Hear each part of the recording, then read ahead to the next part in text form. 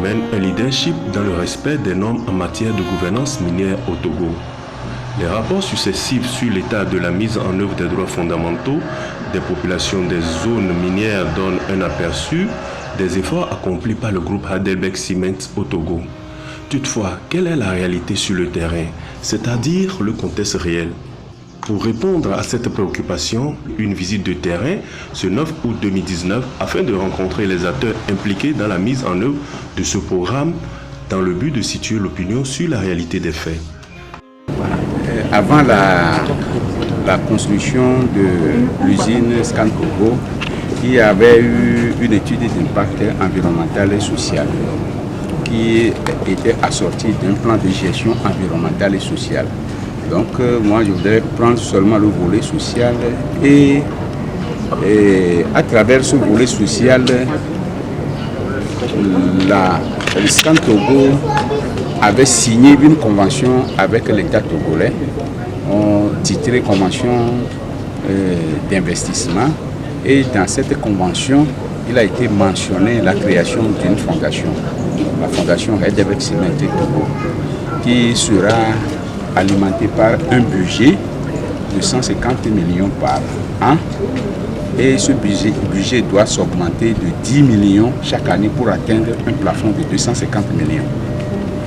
Donc la Scan Togo avec les autres sociétés, à savoir Sim Togo et Granit Togo, se sont associés pour créer le 19 mars 2014 la fondation Heidelberg Cement au Togo. L'objectif principal, c'est d'accompagner de façon participative la population dans son processus de développement. Donc chaque année, nous organisons un atelier de planification avec la population pour discuter sur les ouvrages ou bien sûr les besoins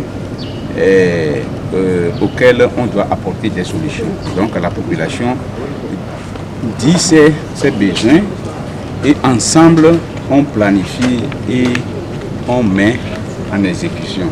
C'est pour donc de 2015 à aujourd'hui, nous avons construit des bâtiments scolaires, par exemple au niveau de l'école primaire publique à Tapamede, au niveau du CEG, Sikakondi, au niveau de l'EPP à Soukondi. Nous avons fait environ 10 forages dans les différents villages, et nous avons installé également des kiosques solaires dans 10 villages, des kiosques solaires à gestion communautaire, et ces kiosques solaires permettent à la population de charger leurs portables et également de charger les lampes solaires que nous avons mis à leur disposition. Mais nous avons également faire certaines actions qui ne sont pas liées forcément aux ouvrages. C'est la formation des nouveaux bacheliers de la zone à travers une bourse que nous avons dénommée Bourse Scan Togo, qui octroie sur concours, effectivement, en collaboration avec CFMI, à Lomé, Centre de formation métier de l'industrie, et la formation par ça dure 14 mois en électromécanique, en électricité industrielle, etc., etc. Et la formation nous coûte par étudiant 1 350 000. Donc nous avons, à travers ce concours, retenir au moins 11 étudiants et qui sont logés à Lomé, mais nourris par les parents, parce que les parents aussi doivent faire leur partition.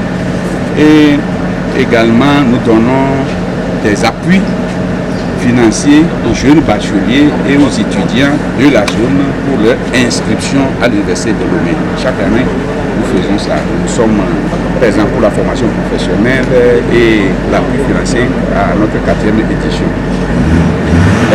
Nous avons un grand projet phare, c'est le projet électrification rurale.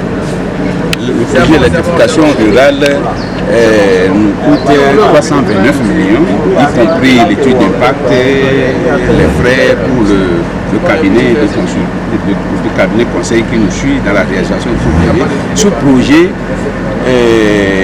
c'est d'amener la moyenne tension et la basse tension au niveau du canton, c'est-à-dire le village de Sikakondi et les villages environnants. Ça quitte Kinikondi et va vers Atapamere et traverse Sikakondi pour aller à Gogo-Kondi.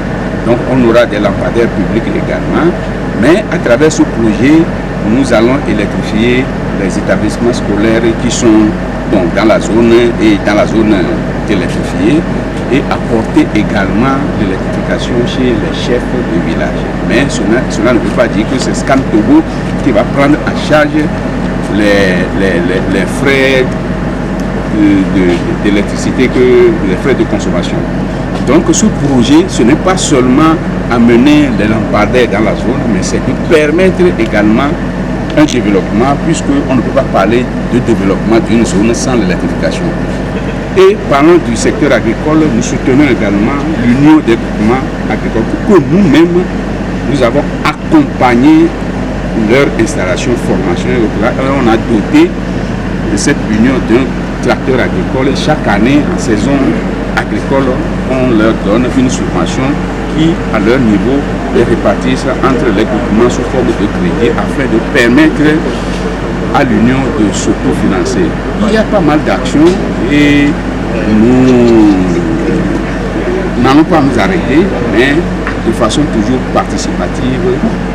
Nous allons travailler avec les communautés locales pour un épanouissement de la zone. Nous soutenons actuellement l'élaboration du plan de développement local de la zone pour avoir une vision globale sur 5 ans de ce développement. Quand Togo apporte 2/3 des financements et Sim Togo 1/3. Les représentants de la communauté minière se disent satisfaits des actions menées par Scan Togo Mine, mais pour eux, toujours est-il que beaucoup reste à faire. Ils nous aident pour l'éducation parce qu'ils nous ont construit dans les cantons 3 bâtiments d'école. Et parfois, presque les vacances, et après les vacances, ils nous aident en nous donnant des fournitures. Parce que pour les meilleurs de chaque classe, dans tout le canton. Et bon, par exemple au CG, c'est Kakondi, et ils ont tout fait et pour amener le panneau solaire là-bas pour que les enfants arrivent à apprendre à Takpamele aussi.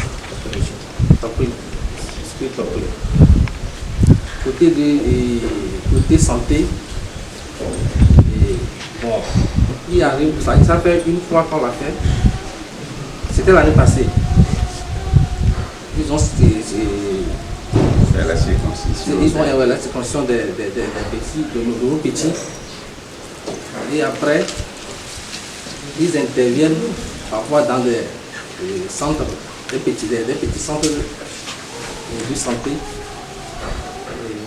en leur fournissant des produits pour qu'ils s'occupent de la population. Ils font des choses que je ne peux pas.